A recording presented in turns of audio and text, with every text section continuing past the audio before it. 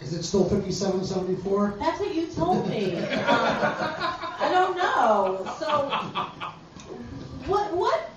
what inspired you to write your first song? My first song? I don't know, I probably thought I'd get laid. Did like you? everybody else. Actually, people ask me, like, like, where you get it from? And Foreigner was a great influence on me. And no one really believes me, but I used to hold people that were on the radio and were in bands and played big concert halls in my great esteem as if they were some sort of geniuses. Right? And then one day, I was kind of stoned listening to the radio. It was like, hot-blooded, 103, got a fever, check it and say, I'm like, these people are fucking morons. Anybody could do this. And after that, it was smooth sailing. After that, it was no longer like, hook self-conscious about writing Did you get laid? Songs. Probably not because of the songs I ever wrote, but yeah. Like, did you ever slip a MiKe into somebody? Oh my God, no. Oh, good for you. Oh my God, no. Oh, that's good. No. Jewish boy, No. never do anything like I that. don't roll like that. No. Homie, don't play that shit. No, that's good. So, girls. More old-fashioned guy, Do you take girls out nice? Yeah, I hustle with that third date. Oh, wow. That's cool, right? Wow. Good for you. Wow, that sounds nice. Like Greg. Just like Greg. That is correct. Everything Greg knows about dating, you learned from Gigi Allen. Did Gigi have any good secrets on dating? He could charm the pants off a woman, let me tell you. Gigi could pour it on. He was a very charming fellow. When he was 18, he had how old was she? 16-year-old? I don't know if that's charm or not, Greg. I don't know. Wait, qualifies 18, as she charm was 16? enough. That's not real I think charm. it was more like 20 and 15 or something like that. Right. Yeah. Well, But, he always went, for somebody who looked like him with them homemade tattoos, how you could get a girl 18, half your age, 18, I can't believe it. It was like Gigi early New Hampshire days. It was like some guy with a Brian Jones fetish, playing the Stones and, playing rock and roll in his basement, making these kind of poppy records. And then at some point, the ball rolled off the table. I mean, the wheels came flying off that fucking cart, at 110 miles an hour. And then the tattoos. Well, you met him in 87, right? Yeah, you did a record. Yeah, well, I met Gigi actually at the Cat Club. Oh, yeah, welcome to the Cat Club. In the Cat Club. You love the Cat Club. Yeah. And while Gigi made love to the Cat Club. I know the Cat Club. Now it's a Hyatt Hotel. The Hyatt Hotel? Yeah. Wow. It's a Hyatt. Yeah. I was telling someone who works there the other day that the Cat Club used to be here. They were like, wasn't there a nightclub here? They don't even know. Yeah. It's the Hyatt. New York City, man. Jesus. Wow. Yeah. It's like on 13th Street. There's a hotel. Yeah. There's there's no landmark plaques up there. Well, actually, it was a landmark building, and they started tearing it down and had to stop. And it was a different hotel that started, and then Hyatt bought it and finished it. And they left, like, some of the building that they didn't tear down and built on top of it. Yeah, it's brand new. Well, the Cat Club is nothing to write Well, the home memories about. are there. I'm sure you was some danky heavy metal club that, There's no club. Well. But it was other clubs after the Cat Club, but the Cat Club, I think, was the best. It's all right, Gigi was banned from all of them. Really? Were you ever banned from a club?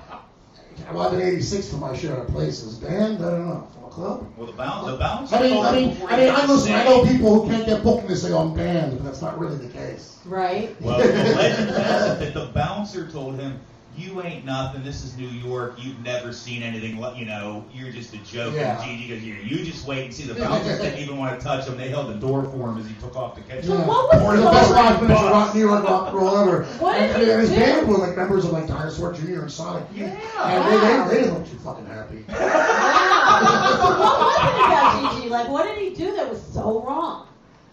Everything. In a word, everything. He didn't give a fuck. I mean, Gigi was the guy who even alienated his best fans. But he didn't alienate you. Yeah, we were friends, I mean, with Gigi and I think we had kind of mutual respect. Did you ever have coffee together, tea together? Yeah. He stayed at Mike's Yeah, house. just crashed my house, but without person. problem. Like, we drank a lot of Jim Beam, and we listened to Johnny Cash and Jerry Lewis, and I had a piano in the house. I used to live in uptown. I used to get shit-faced and play country music on the piano, and it was like away from the madding crowds. Now, when I you wanted were in Gigi high Rack. school- I'll tell you a story. All right. I'll tell you a story about Gigi. One night after a poetry reading, which The NYU poetry yeah, well, reading. fucking disaster. Okay. A fucking disaster. I have a real craving. Well, that was always the case with Gigi Allen. Like, some young Turk would say, I'm going to book Gigi Allen. I'm going to make my bones, book the most notorious fan in rock and roll, and it's all good right until the show starts, and it turns real fucking bad, real fucking Like fast. how? Like, I'm just curious, like, what happened? What was the turning point? People get hurt. Okay, it's not a pretty fucking scene. But anyway, we managed to escape the NYU thing with like a modicum of like medical bills, like paid for in cash by his brother Merle on the spot. Didn't he have to They pay settled for it? right on the spot, right on the spot. Like, people, it's like, okay, so we got out of there, we went over to Sophie's bar over here in this village, and Gigi's got these fans, they kind of worship him. Gigi's, God. They're like Circle A anarchist kind of kids who also want to show off for him. We're talking, I haven't seen Gigi in a while. Been friends for a long time. We used to talk often when he was in prison, and we're catching up. We get to the bar, and he puts some money in the jukebox, and she's playing Johnny Cash and Patsy Cline. And Patsy Cline comes on, and one of these kids is showing off, and he stands up. He goes, "What motherfucking geriatric asshole played this grandmother shit?" And he just said, "I can." Boom! And that was one punk rocker down. Oh my God. Gigi, maybe this is our last drink for the night. Probably a good idea. So. Now, is the dugout still open? No, that's a hotel. I was in there once, and I said, I'll never come back here again. Well, man, that was back in the 80s. Well, that was the best. The dugout was the best. But Gigi came down. And last night, I saw Gigi Allen. The very last night. And this is the song I wrote about Gigi. Gigi Allen died last night, which is worldwide internet smash. No, but I'm going to do a song for Gigi in a moment, I think, right? Is that cool? Yeah. All right, good. But the last night I saw Gigi Allen was up on the roof of this apartment I was living on 14th Street. We were having a barbecue, and Gigi was in town, and they called him up and came over, and it was like really normal. Like, we were both wearing aprons, and like these silly chef hats and like flipping burgers. Like this, like some mean, all that was missing where Gigi was, like the Cuppets and World's Greatest Dad. We were like flipping burgers, and we had both just read Chuck Berry's autobiography, which had come out recently. We were discussing that, and we were discussing Hairspray, John Waters' movie that had just come out around the time. And Gigi was like, Hairspray. Can I say Hairspray? Yeah. Hairspray. And Gigi was saying, I really liked it, but it's not what I paid to go see John Waters' movie to see. Gigi's an everyday critic, Yeah. Afraid that John Waters had sold out, but cop to the fact that he really dubbed the movie and all that. And he's like, also he's playing the next night, so you come in tomorrow, Edison. Shakti, you come in tomorrow. No, it's like, we're having a nice time now. Why would I want to come to one of your gigs and ruin this good vibe? I don't one of your fucking concerts. And he's like, yeah, you're right. Where was he playing? Oh, I don't know. That must have been. Were you in Spain when the gas station? The gas station. I was living in Spain. I was living in Madrid at the time, and the word got to me very quickly. Amazing, because there was no internet at the time. Right. It was the early '90s, but the phone. Someone found the phone number, and international phone calls. Yeah, were we not found cheap. things out. And the word got to me, and the only surprise was that I was very sad, honestly, and it made me homesick for New York, and I counted Gigi as a friend, but the only real surprise was that he lasted as long as he did. Yeah. Wow. How old was he? 36, going on 37, yeah. He would have missed he missed his birthday. He can say, I'm not going to tell myself I'm 33 like Jesus. Oh. They're still talking about that motherfucker. Well, they're still talking about Gigi after 20 years, so he did something right. Yeah, great. Want to push a button? Oh, I love the sound machine. Yeah. Let's see, last time I tried this, I got the cash register. It was like, but there it is, the Jew sound.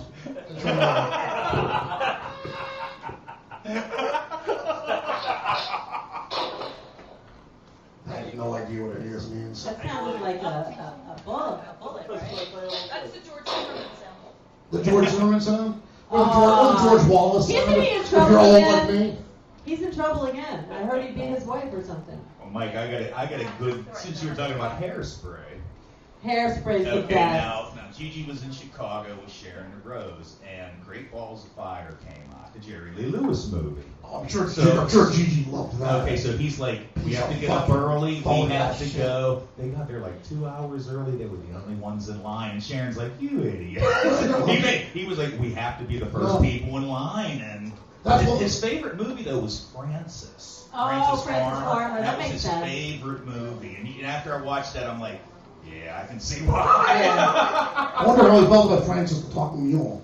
But Jerry Lee was Gigi's favorite. That's sort of, when we became friends, neither of us were all that interested in the punk rock of the day. And, it's fine and all. But really what we liked was the Rolling Stones, and Hank Williams, and Johnny Cash, and New York Dolls. He loved bubblegum music. I mean, that's such an extreme, for such an extreme person to be out here. You're listening to commercial, but yeah, he loved commercial bubblegum music. I even heard a story that once he wrote 3 songs back in 1984. He showed them to somebody. They're like, Gigi, these could be hits. He said, that's not what I write. So he was fighting. He fought. No one has so willfully tried to destroy their own career, even while it was, Well, the guy got signed to a record label. He gave him a lot of money, and he was doing whatever he could to make sure that it would fail. It was unbelievable. but you are still talking about him today, so it That didn't is true. fail. Funny motherfucker. There you go. Funniest man I've ever met. He should be doing comedy. I'm sure he is. I'm sure right now him and James Brown are like, With Jesus. rock and roll heaven or hell. Gigi and Ike Turner are having a blast. So would you like to do your song? Yeah, let's do a song. Thank you guys so much. Do a Thank little, you so little much. bit of number, and I got, How do people find your book? find me on MikeEdiSoN.com. And I have fun everywhere I go. Dirty. There's lots of other The books are mischief and incredible. fun for the now, like-minded. just tell me real quick, like all the magazines you've worked for.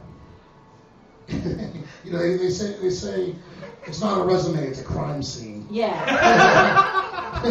But I was a correspondent for Hustler, and I wrote a lot of penthouse letters. I worked for pretty much every shitty porn magazine you can think of. Really? I wrote a lot of porn novels back in fuck the internet, before VHS technology.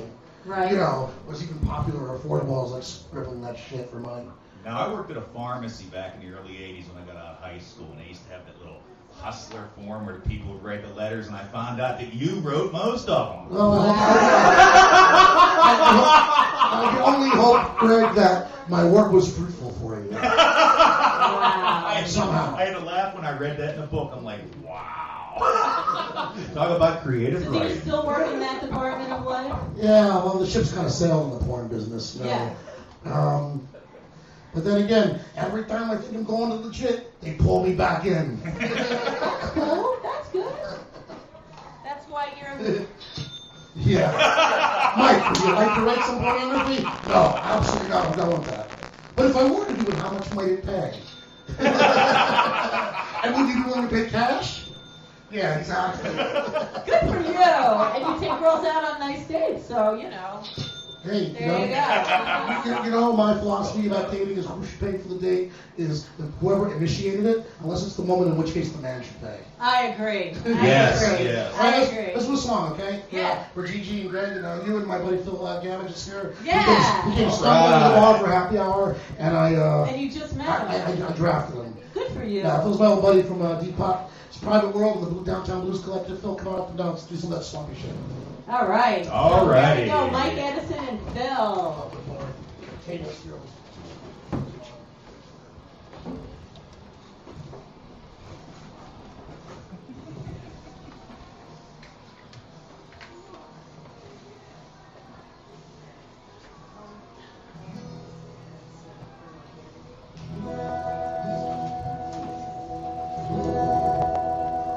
How are you doing, all right? All right. One for Gigi.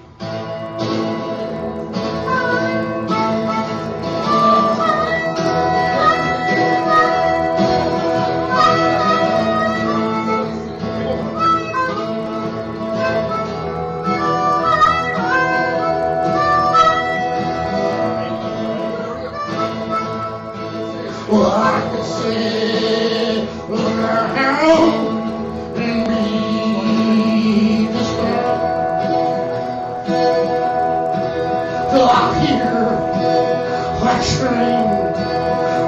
down the line.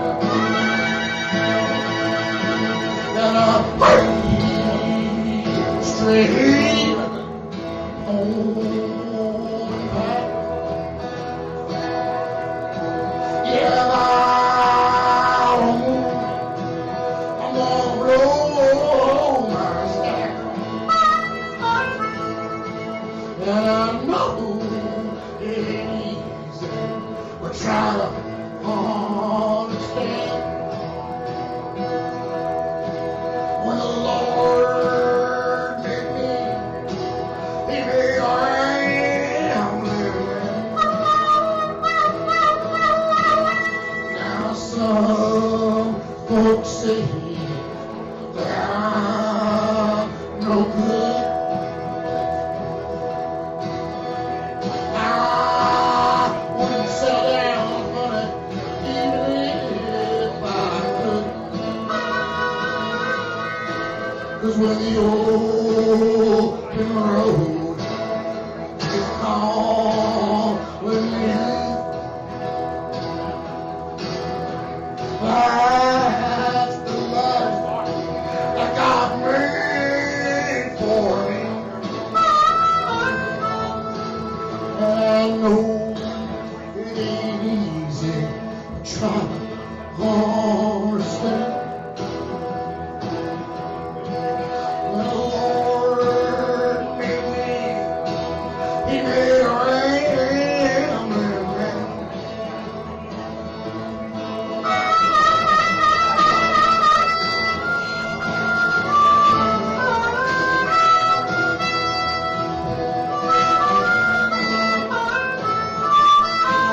I love to travel beneath God's blue skies.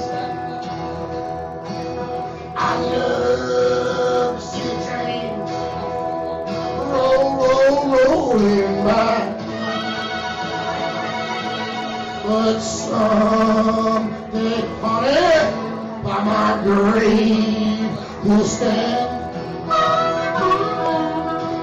You'll say the Lord called back His remnant.